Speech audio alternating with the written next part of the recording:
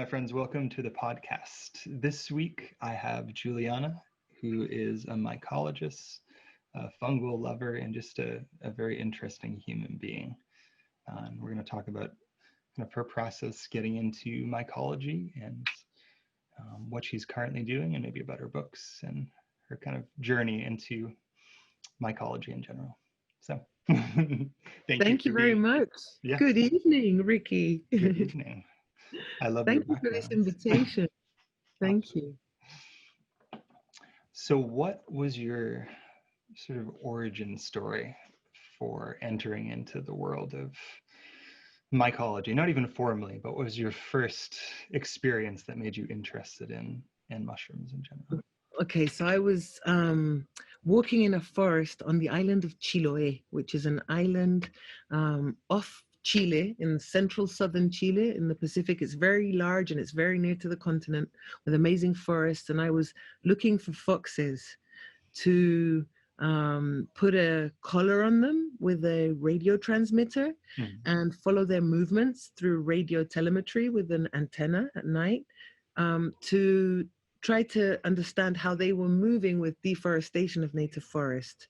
So they're cutting down their, habitat. Where are they going? Yeah. And I was walking around. I would walk around with this antenna, normally at dusk, because foxes love dusk.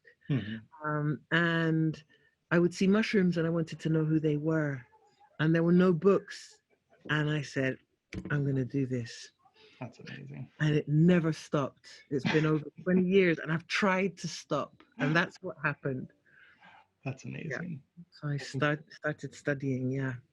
I think that's kind of the best way to find a field that you're interested in is to have that sort of sudden interest and passion for something. So I feel like your involvement with an activity or a topic that way is very different than if you were just learning about it, solely academically versus through passion. Yeah, and there's also the fact that you don't choose, they choose you. Absolutely. And then so that step also is totally there, whereas I have no doubt that it's not my choice. Absolutely. It's what I was born to do.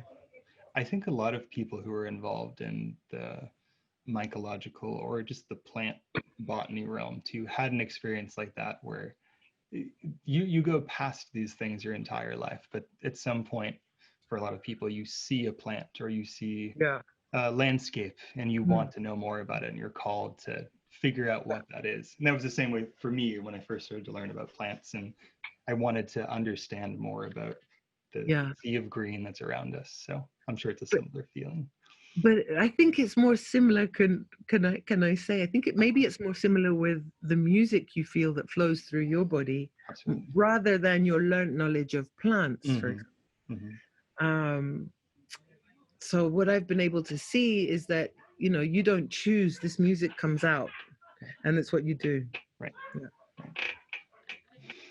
I think my neighbors are having an amazing time back there. That's good. After you had that sort of origin experience, what was your process for diving deeper into that? You said there weren't any books written at that time or anything. So what was your first step in learning about the mushrooms? There weren't any books on Chilean fungi. Yeah. And there was nowhere to study. But ultimately what happened is that I was studying in university, and I studied aquaculture. Okay. So, and I was working, and I've always worked on had interest in an aquacultural field or fisheries. Yeah. I still do that. I still am a consultant for foundations that give for marine conservation too, and I've worked in some of them before. But ultimately, it's I think it's something that just makes you study and study. So I was studying in university, and I didn't have the time. I didn't have anywhere to go. So I would wake up before school.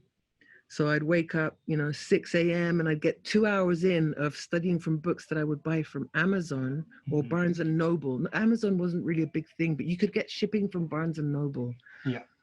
And I bought Stamets books and other books.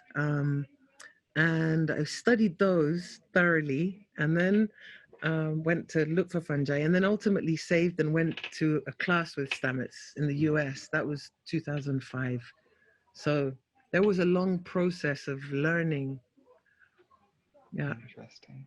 Do you Yeah. remember what you might not because you weren't as informed back then, but do you remember the family of mushrooms that you first encountered that kind of was made you I question? have no That's idea. very specific, but I have no idea who no, it was. I suspect it was a native Gymnopolis species because interesting. it was in a native forest, and it was on a tree that had a stump on Hmm, one side, and and from that stump, and the color was reddish brown, and in these, I know many. I've never encountered another one that's not a Gymnopolis with those characteristics. Native interesting. Gymnopolis.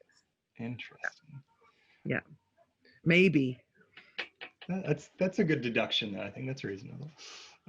When you've traveled, or what's been your experience traveling and seeing mushrooms in different countries, and what's it like to kind of encounter different habitats for mushrooms across the world? Oh, Is it very there are different? And some. Oh my, there are some that I go to, especially in like when I'm there. It's between dancing and crying of joy, like encountering that species that you've always wanted to meet and to coincide. It's magic Mhm.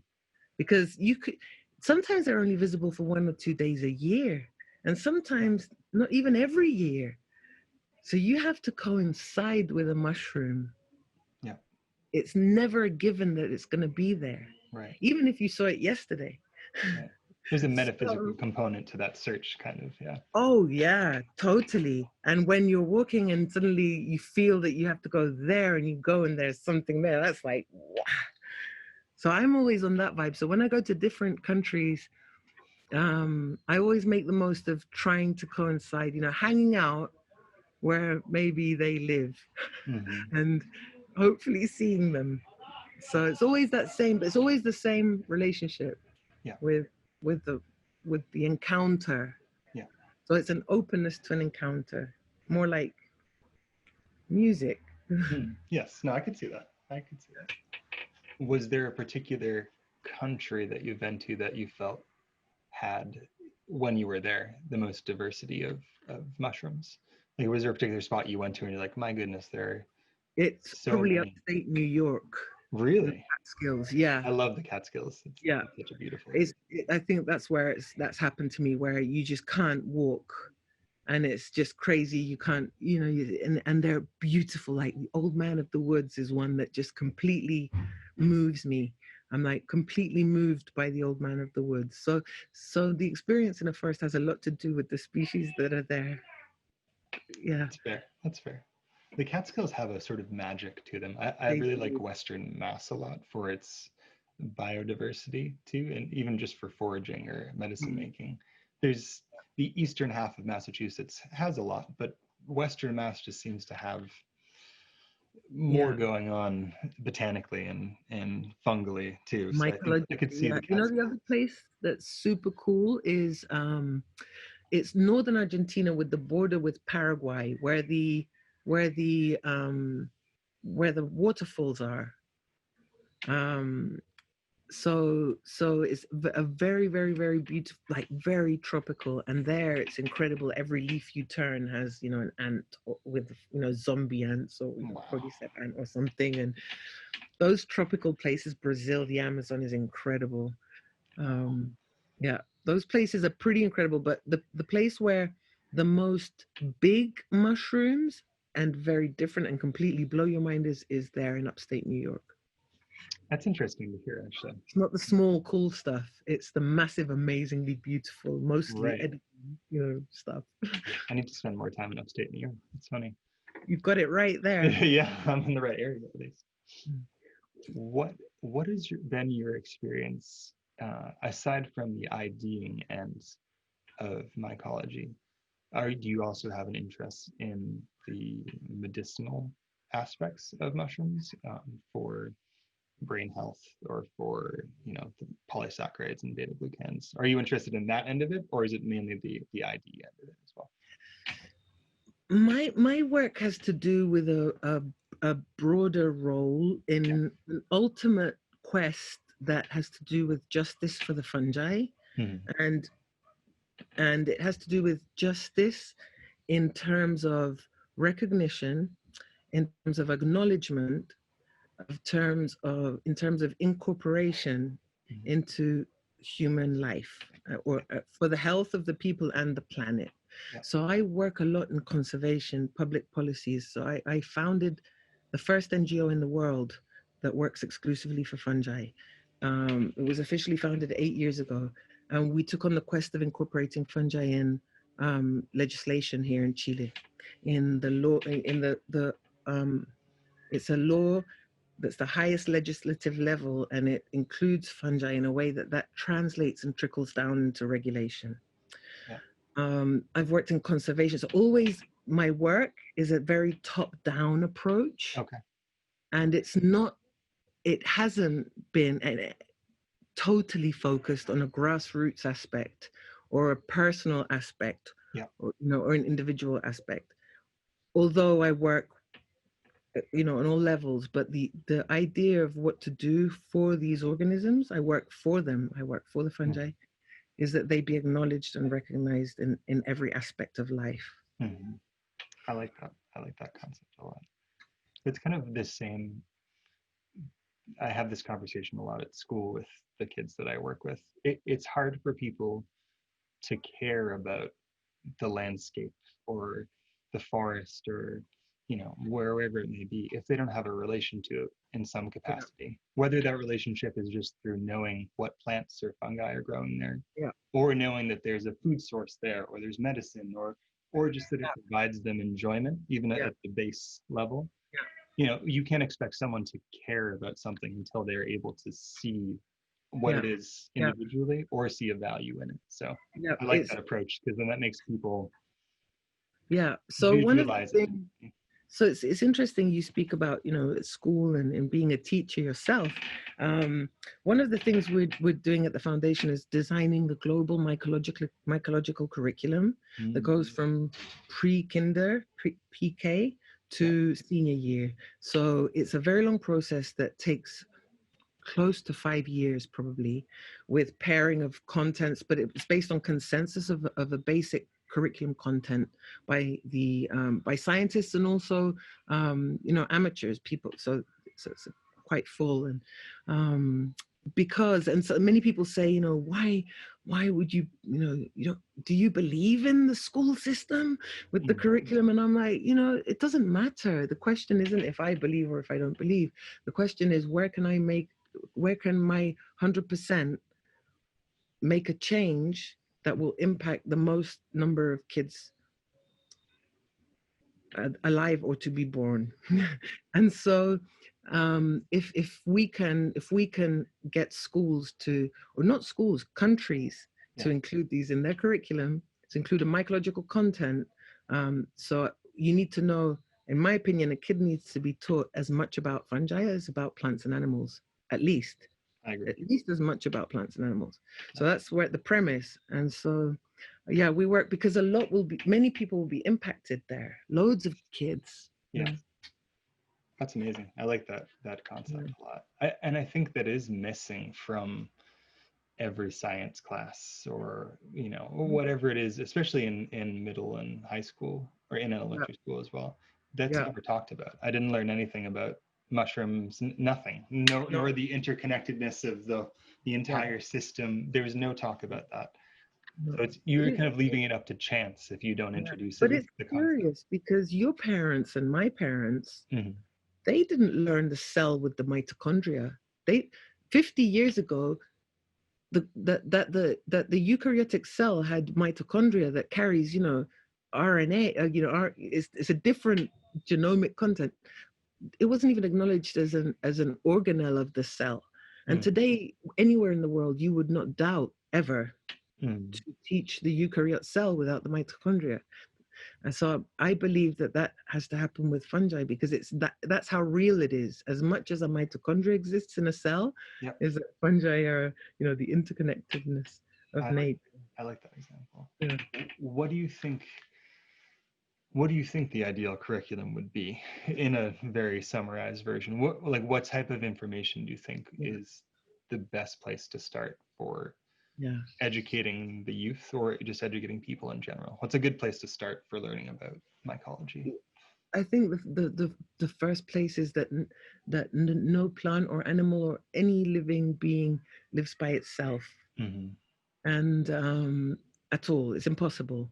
Mm-hmm. And so that's the first, the first step, and that's what's absent from our natural science class. They don't, I mean, these are just isolated components of A nature. reductionist mentality, It's, like everything. yeah. Yeah, yeah. There's no So that's interactions. where, yeah, that's where I'd start, I think. And we do beautiful, exercises, connecting trees, and doing different, activities for small kids. And then you have all the cell biology and all that Mm-hmm. stuff, and deeper, you can get into the chemistry, whatever. But then you have the possibility of feeding yourself and of healing yourself. Mm-hmm. And but that's not unique to fungi. That's also something that plants and animals have.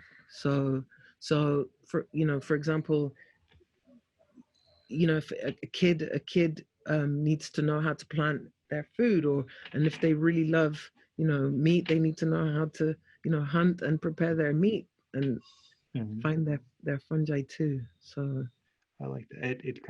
It's promoting a little more self-reliance rather than reliance upon a global oh source yeah, to provide for you. yeah, I think that's too what's missing from the education system, just from my experience in it, is that desire for further inquiry. I think a lot of times school can be presented as this is how it is, these are the facts, and now yeah. we're going to move on from that, rather than that information being a catalyst for you to explore that on your own. Because I think personal Or to be exploration. more involved with where you are and the times you're Yes, living yes, in, yes. in history, for example. And we need to foster that because I think Yeah, it, it's kind of the difficult thing about school is that it's set up in a way that people want to fit, not everybody, but a lot of students kind of just want to move through it, finish the yeah, assignment, and then move on because it doesn't have much relevance to them yeah, in their yeah, minds, whether it does or not in reality. But I think that sort of curriculum that you're talking about would make them be more invested in learning about that, and they'd have a little more intrinsic motivation yeah. rather than just the extrinsic motivation of a good grade to investigate further into it. Right, I think right. I think intrinsic motivation is missing from Yeah. the whole system. So I like that idea a lot. That's fantastic. What has been your role in identifying mushrooms and where you are? You've written multiple books so far. What was your first experience with identification and the process of like writing a book? Oh, I wrote field guides out of the need for field guides to exist. Mm-hmm.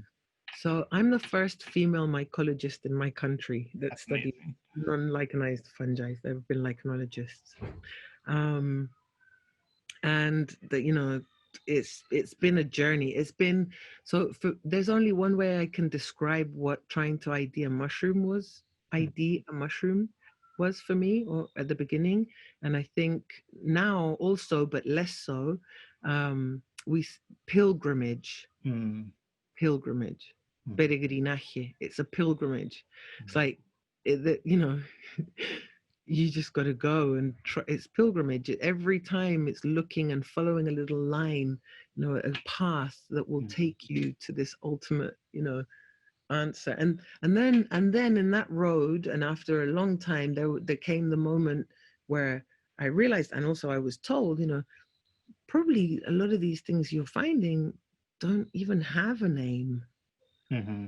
And so that opened up another role, and so the field guides also filled that role. And then on the other hand, the field guides fill another deliberate role, and it's that if you're going to get fungi incorporated into the law, and you do this work to get them included, you have to take that on as an integral task.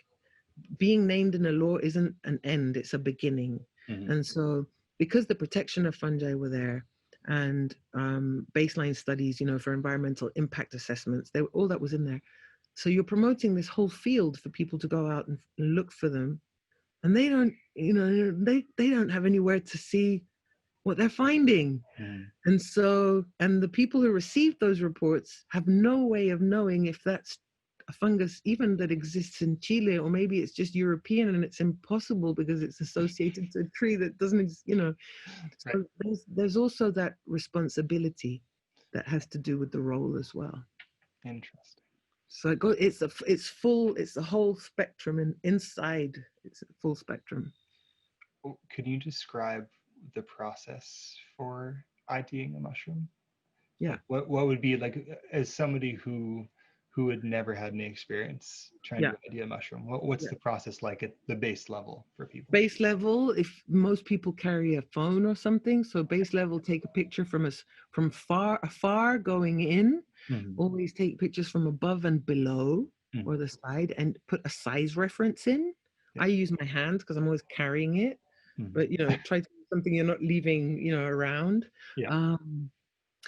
And then pick it up and smell it and touch it and see what happens where you touch it, and take more pictures, and remember the whole feeling. Look around. Where is it? Is it on a wood? Is it at the feet? Where is it? What it's on is super important in mycology, in fungi.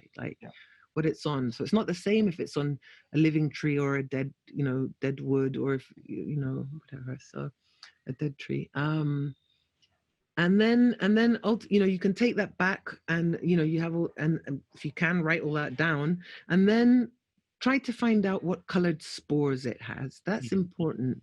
So spore print can be good to use the field guides.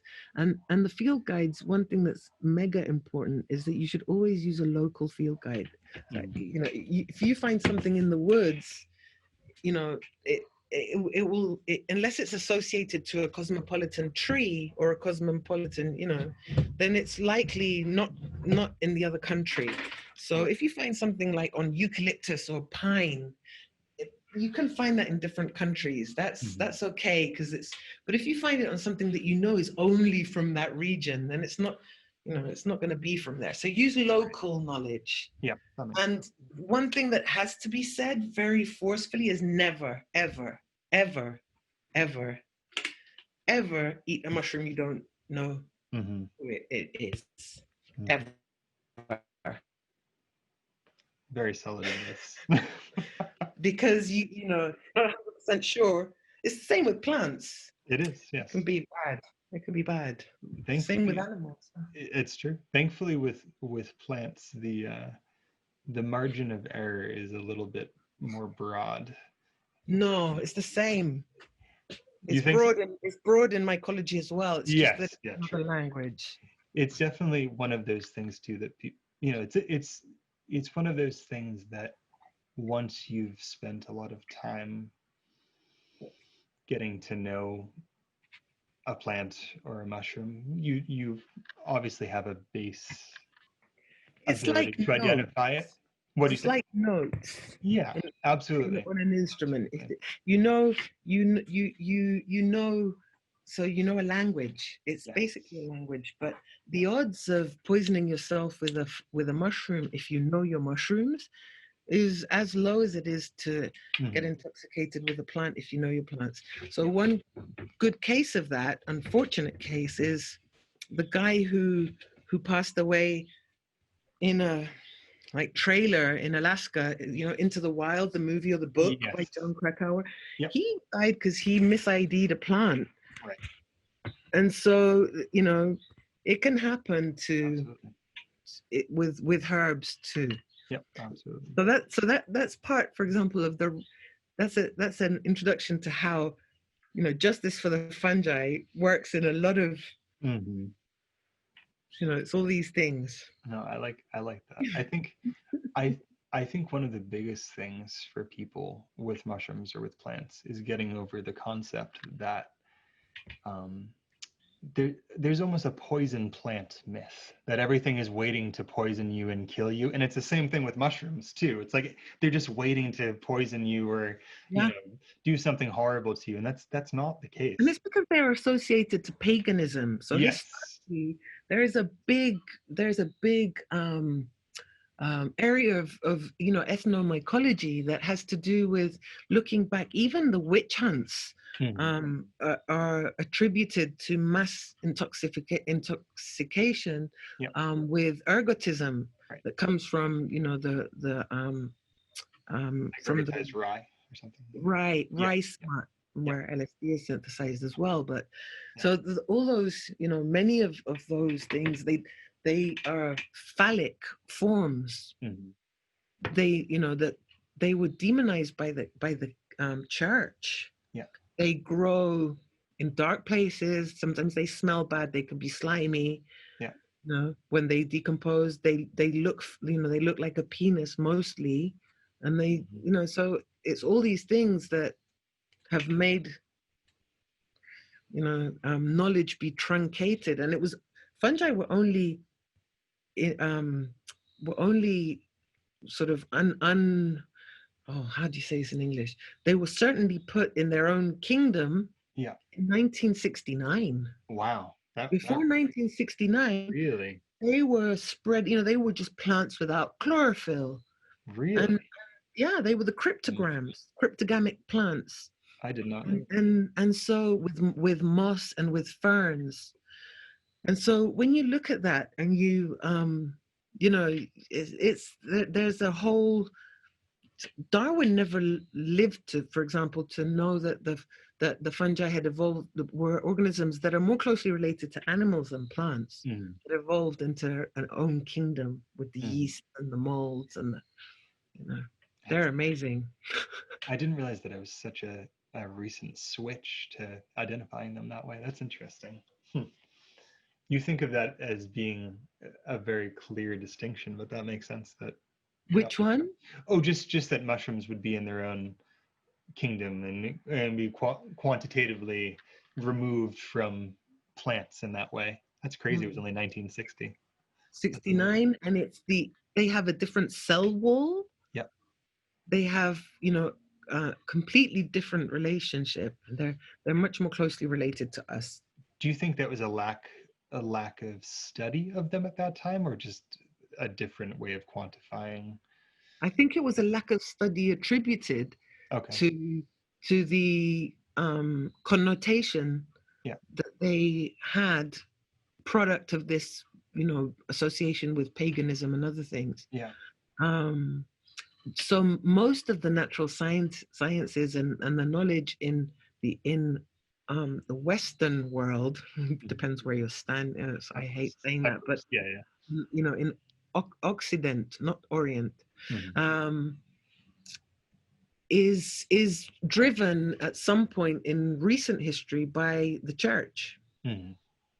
Mhm. So, or driven or truncated, like Galileo, or, we can talk about so many Mhm. amazing scientists who are, whose knowledge or whose research was truncated by the church. And mycology, I think, has a lot of that because of what we talked about before.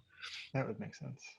I feel like it manifests in different ways, but I feel like in general, the religious inclination is against the feral or against the wild. Like what's touched by humanity is better off rather than the natural world kind of to Evangelist. its own devices. It's definitely a projection of human beings' inner fears and lack of ability to deal with not being in control of everything. The wild is frightening to people in that capacity, but there's It's to be dominated. yes, that's exactly it. That's Yeah. exactly it. The natural resources, Yeah. everything. Yeah.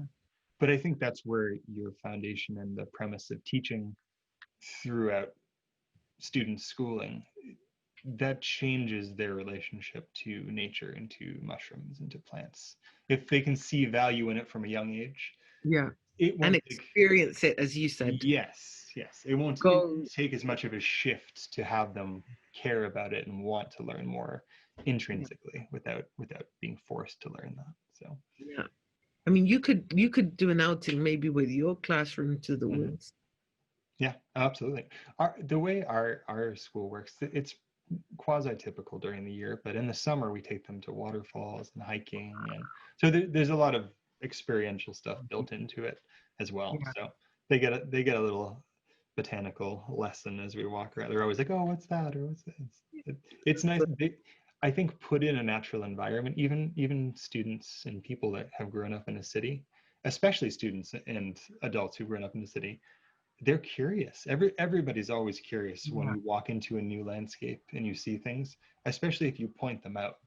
Because I think people experience nature as just a wall of green at first, but once you start seeing the pieces of that green, yeah, people that's it. definitely are interested in it. So Pieces of green. Yeah. yeah, yeah, I'm always happy to see their interest in those sorts of things, because I think we inherently have an interest in the natural world, but it's kind of been bred out of us through technology and through just being beaten down academically throughout the ages. But it's curious. So you play a lot your music in the wild, Mm, and not all musicians do that. I mean, there's a studio setting, and there's a lot of night settings for so many. But yeah, so yeah, but so is it a structural part of your creating that it comes from there?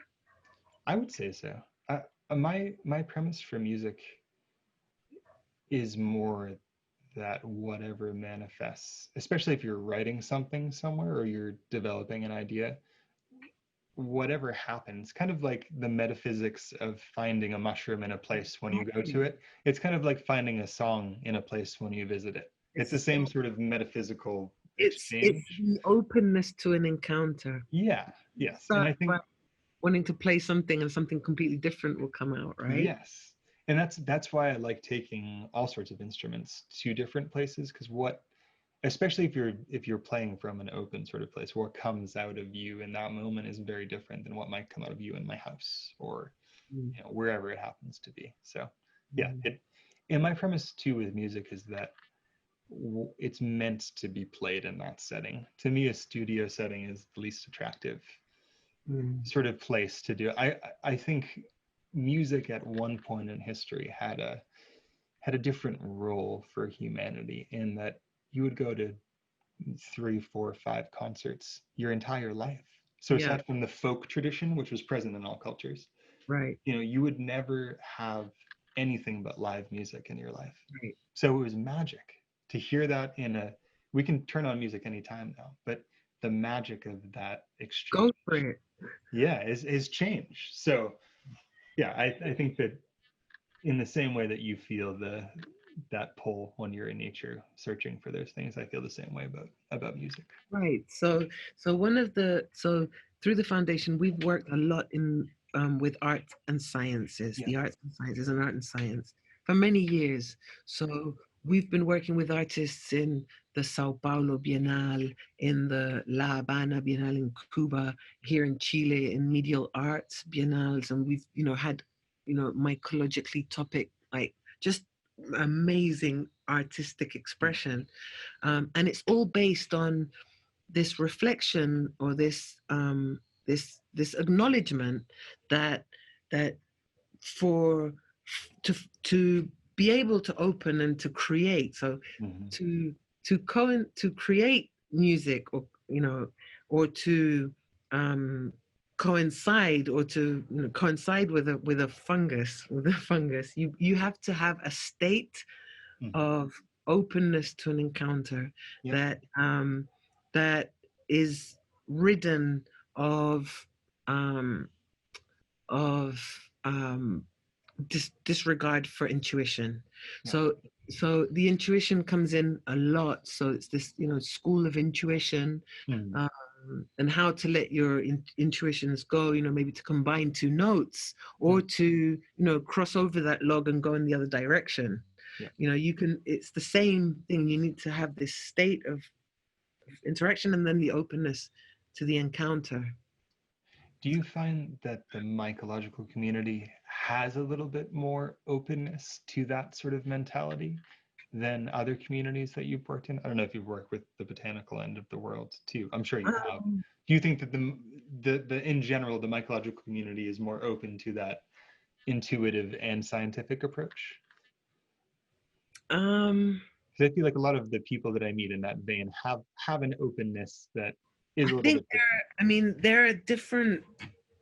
Well, the science has this really hardcore sort of institutional scientific thing going on an international level. There's the International Mycological Association and all these, this really important work and conferences, and that world is abysmally different in a way to, for example, my world in the US is more like Telluride Mushroom Festival, and where I go every year now for many years, and it's or mushroom clubs, or foragers. Mm-hmm. They're very different, but I think what there is definitely is this component of magic Mm-hmm. that's really closer than the others. So you can hear an animal mostly, and a plant you can maybe see it all year, maybe not how you want to see it, but with the mushrooms you really need to coincide. It's Yeah, like hardcore magic going on there. I agree. I agree. Yeah, and we don't get angry if we've planned an expedition for years, and for example an expert says you got to come in May. For Mm-hmm. 20 years it's been May, and it's May, and you go in May and it was June, Mm-hmm. and nobody gets angry or mad at. I like that. It does seem it seems like it's so much left up to sort of guided chance that you encounter things like that, and metaphysics as well. That's Yeah. interesting. It's a very different thing than if I'm searching for a plant to make something from, Oh yeah. because I know the area it's going to be in, and every year, whether it's a perennial or an annual, it's going to come back in that vicinity usually. But that's Mushrooms, it's not a given. yes, that's I interesting. mean, normally, with depending on the type of mushroom, you'll have a patch. So you'll have a Yeah, morel patch, or yeah, you can go. But it's no, it's magic. it is magic.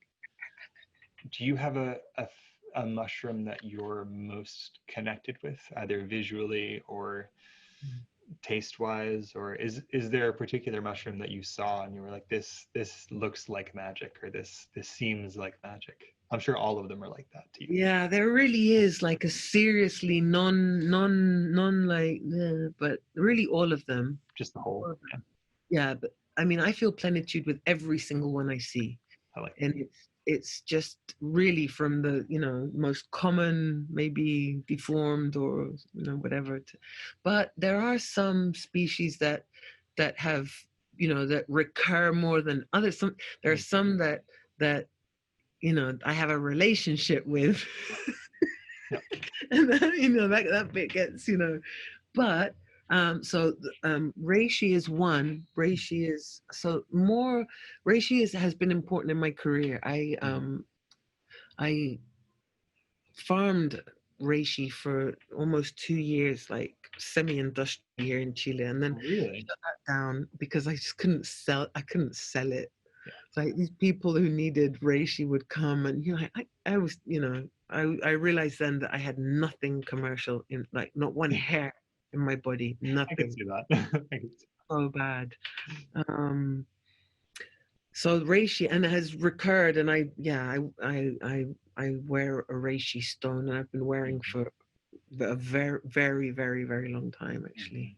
That's curious, yeah. Reishi is a very stunning mushroom. I think if you were to show somebody that, I think it would have Yeah. an effect on them just visually. Well, it's the first ingredient in traditional Chinese medicine. Ling Si. It's the mushroom of immortality or and longevity, and it was even embroidered on the robes of the first Chinese emperor, and he was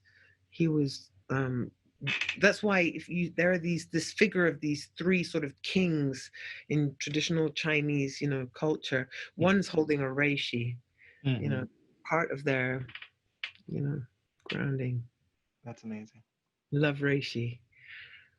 what do you think the role for mushrooms is in the future? Like, what do you think is an ideal relationship with the fungal world? Do you think that there's a track that would be useful for humanity to go down, whether it's just educational or, what can we do next to further Yeah. our relationship?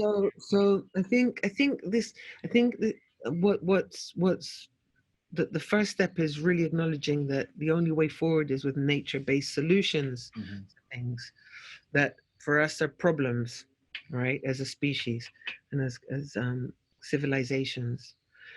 Um, it's like one global civilization now, maybe two, three, but not many. Um, And in nature based solutions, when we look at our problems, what we're seeing is that, a lot of serious problems that have solutions or alternative or remediation within the fungal kingdom or Mhm. queen. And so, for me, there's not something that should or shouldn't. It's that has to do specifically with the fungi. It's the acknowledgement of humanity, that the things that we need to do, the nature-based solutions we need to find, we are finding majorly in mycological compounds Yeah. or structures. So Yeah. plastics, leathers, proteins. Mhm.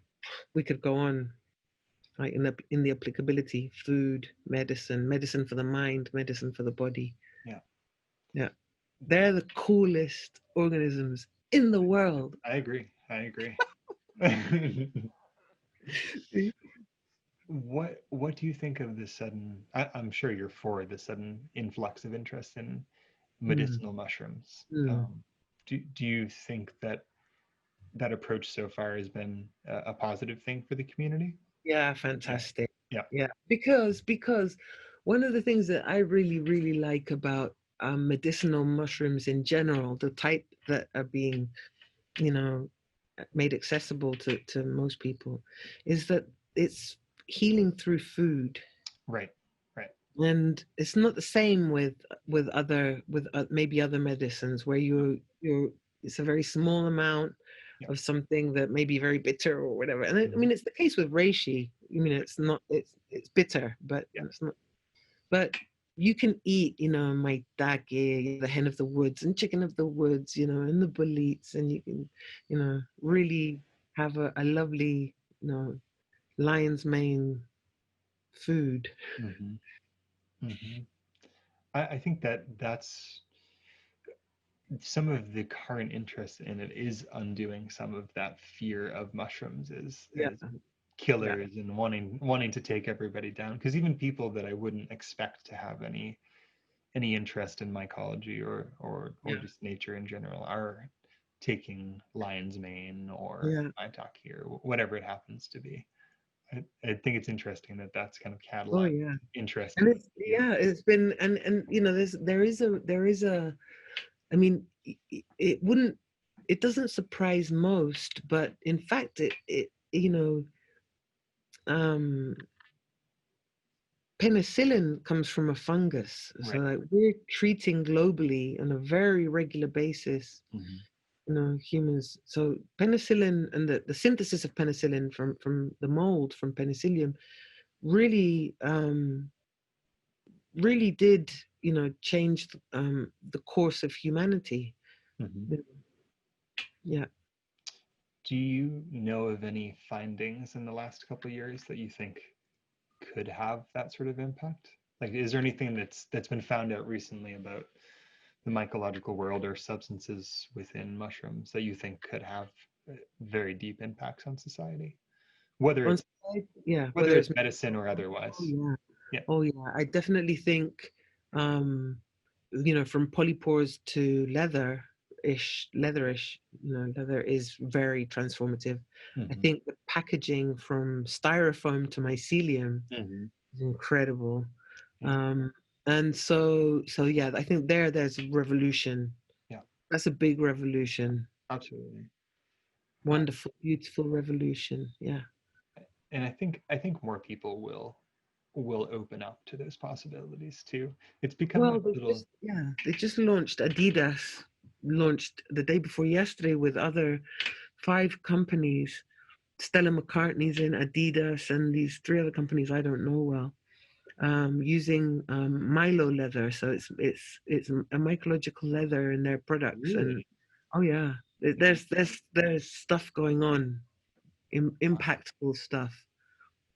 What Yeah. do you think the sudden burst in interest is due to? Do you think a I lot of think it's first Gary Linkoff, Nick Cage, that in the States, we'd have to talk in the States. right? And then, of course, Paul Stamets. Of course. And then, of course, Fantastic Fungi. Yeah. Yeah. Yeah. That's amazing. I'm glad that it's become Yeah. more of a trendy thing to be interested. Yeah. I mean, Fantastic Fungi has been, even in my career, so I've been working for fungi, what, 22 years? And the movie came out last year. Mhm. And for me, it advanced what would take me a very long time to explain. And Yep. in 2 hours, you can do it. You just like watch 1.5 hours, watch this Mhm. documentary, and then we'll talk. And you can start from a completely different Right. Right. common knowledge. And so that's really been a massive eye opener. Mhm. Interesting. Yeah. I Paul Stamets and Fantastic Fungi for the US and for the world. But also, other mycologists that are working in different aspects. Yeah.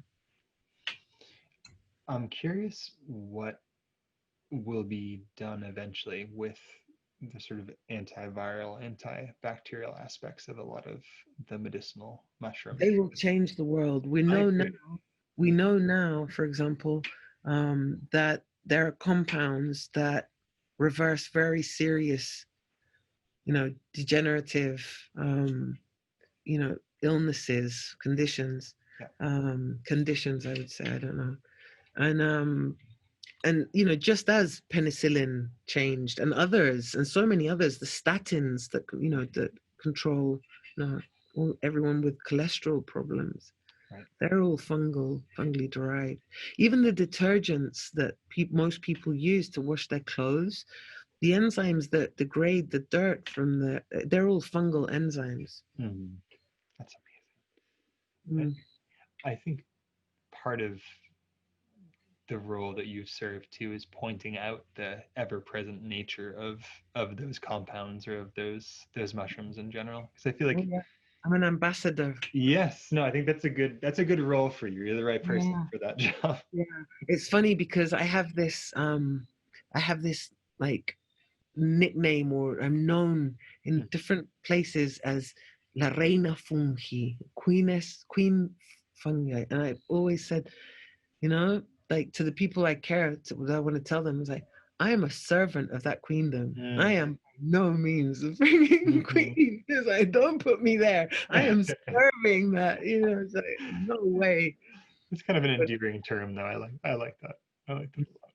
mm, What do you think of sort of the home growing culturing movement? Like what would you say for people who are interested in starting to, I don't know what their correct term, propagate is, propagate cult- relevance for cult- mushrooms, culture, cultivate, culture. What cultivate. what what do you think? Where's a good place to start for people I if think they're the interested in culturing?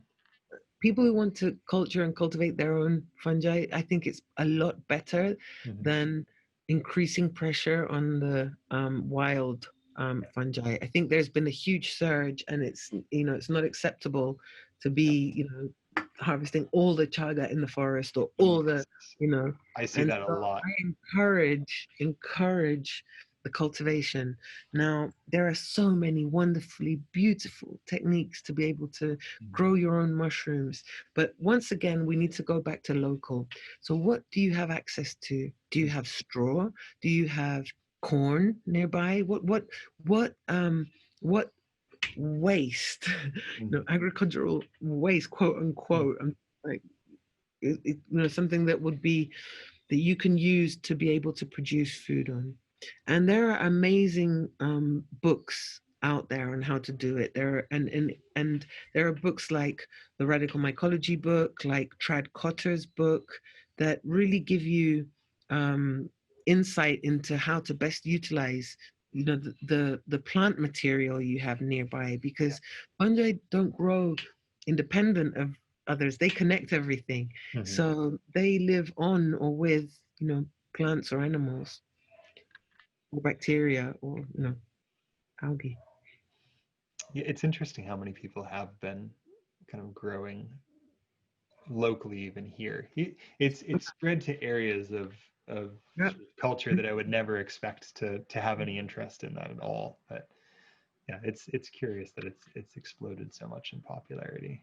Well, so has vegetarianism and veganism. True, And true, therefore you naturally go true. to mushrooms.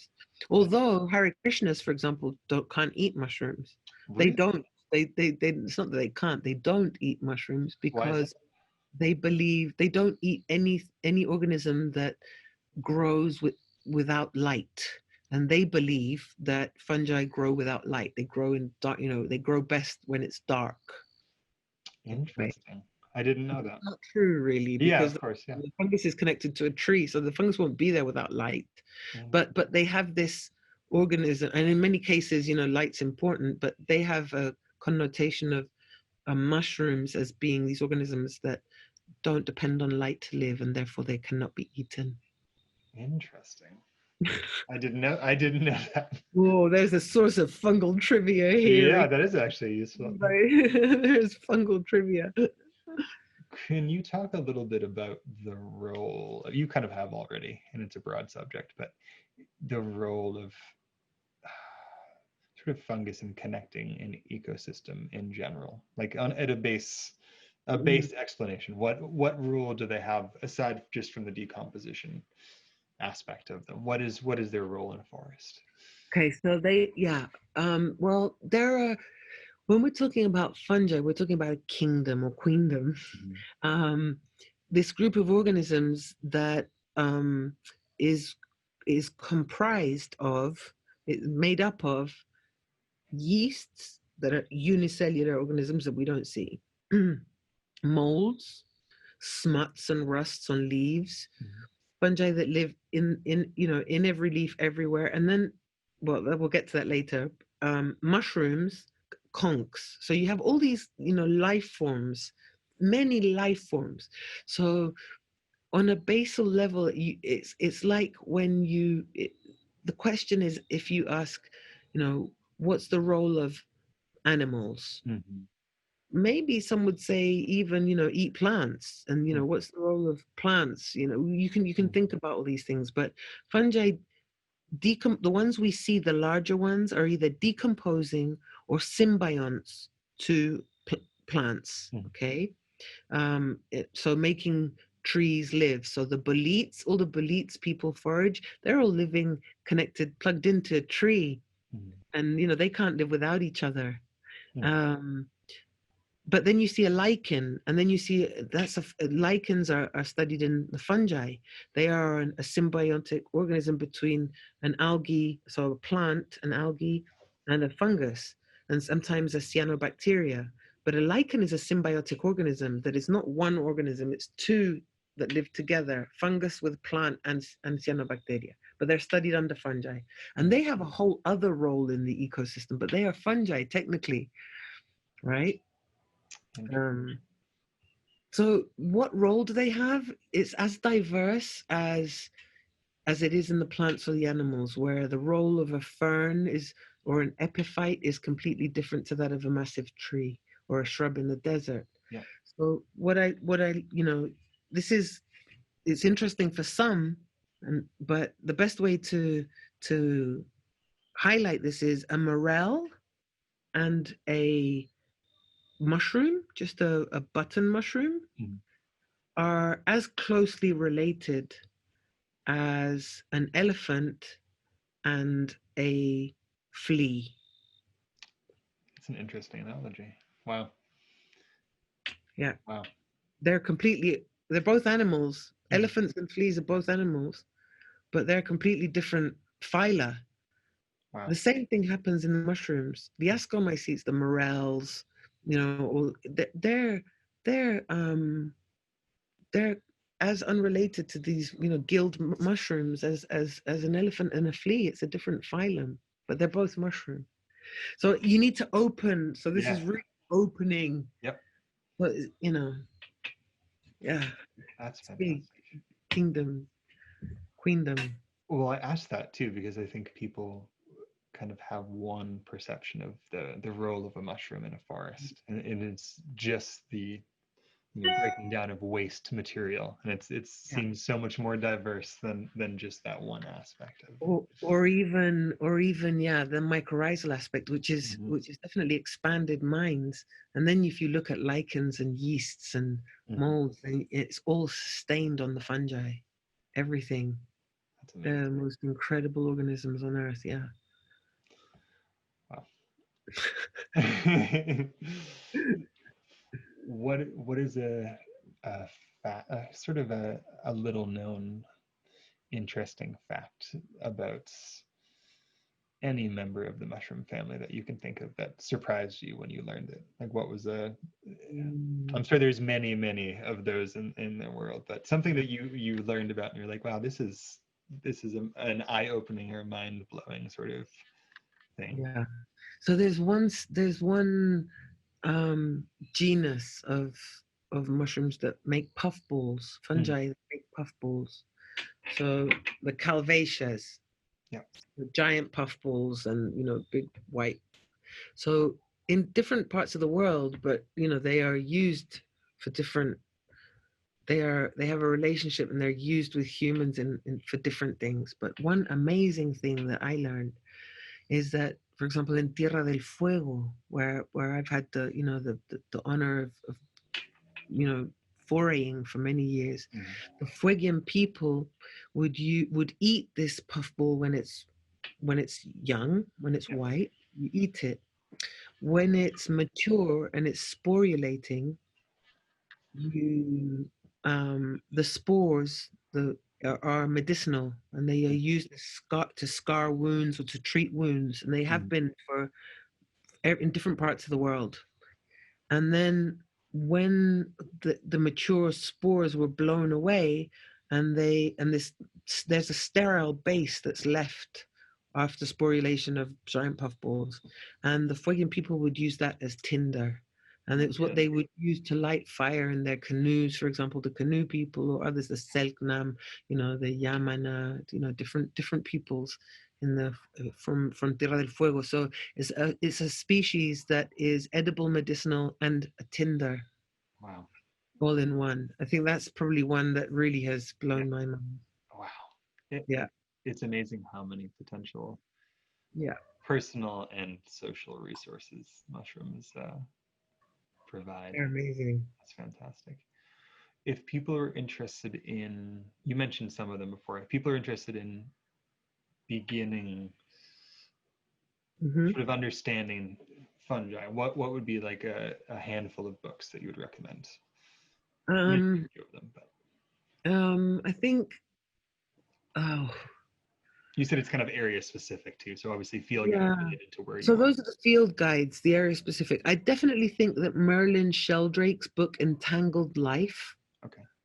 has to be read to really understand. They're incredible. It's an incredible book. It only just came out, but it's probably one of the best, if not the best, mushroom book or fungus, honoring. And then there are the books by Nicholas Money. There's Okay. one called The Triumph of the Fungi.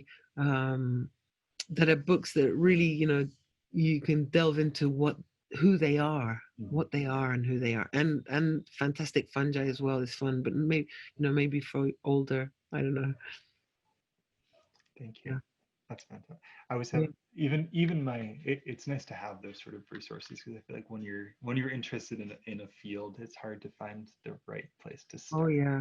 Well, I guess any place is the right place to start, but Yeah. it's always, Well, anywhere, any place is the right. Yeah, but still. yeah, it's nice to have a good starting point for Yeah. that sort of discovery. Do you end your podcasts with playing a handpan? I can if you Okay, you've got to install that tradition. would you like me to play? Yes.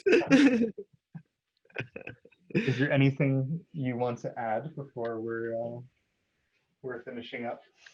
um any places people could find your foundation and Oh, the Fungi Foundation, you can find, and anywhere Fungi Foundation, Fundación Fungi in the Spanish version. No, I would like to thank you very much, not only for the podcast, for your friendship, but for the music. thank you too. Oh, It yeah, was a fantastic conversation. yeah. The end, but the music is the best part. Thank you. No, I think it's nice to talk with somebody who's very willing to share their knowledge, and you have a good way of explaining it too. So I think a lot of people are put off by the technicality of things in general, but I think your presentation is the right sort of presentation for showing it to people. I think even if my students listen to this podcast, they'll be intrigued by it too. So go for the fungi, yeah. yes. All right, I'll play something. Okay. What do I want to play? A mushroom song. Yes. Okay. Yes. A mushroom song. I don't think I have a mushroom song, but I should have a mushroom song.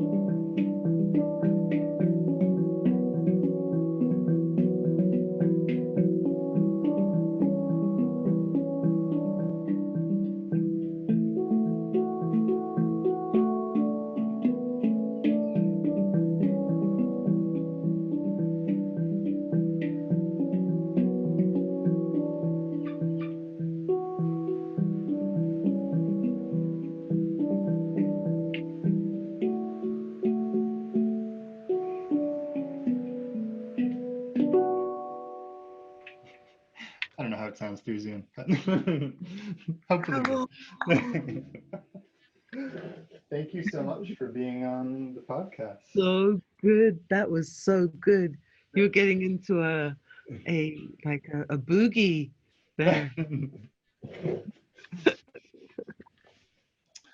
Well, thank you again for being on here. And what was your website again? The Fungi Foundation? The website is ffungi.org.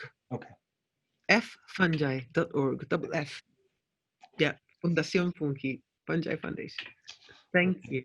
Thank you so much. And I look forward to Thank you for the music. That was the best bit. Talk to you soon. Okay. Ciao, ciao.